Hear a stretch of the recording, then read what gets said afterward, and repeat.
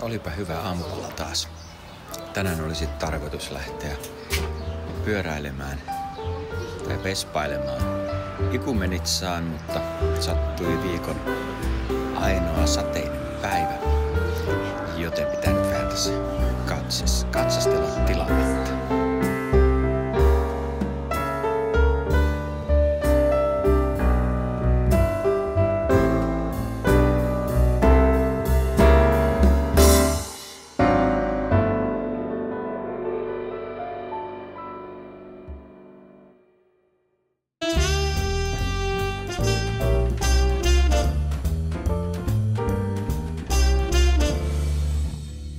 Pakko oli hetkeksi vielä pysähtyä katselemaan näitä komeita maisemia, Joonianmerta tuolla ja vuoristoja.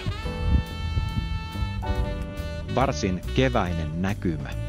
Nyt alkaa laskeutuminen Joonianmeren rantaan, joka tuolla kaukana jo siintää.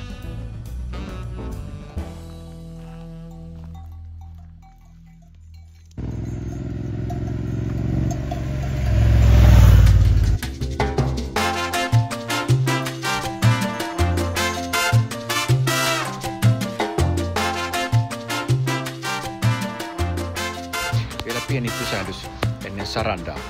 Sitten on vielä noin 50 kilsaa matkaa Ikumenitsaan. Ei muuten satanut tänään. Täällähän paistaa aurinko yli 300 päivää vuodessa, niin eihän se pettänyt nytkään.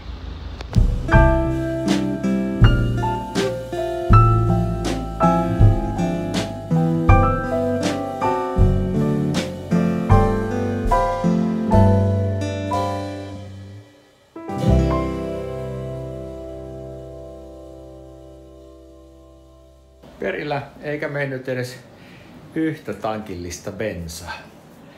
Kiva huone. Ja kreikkalaiset maisemat.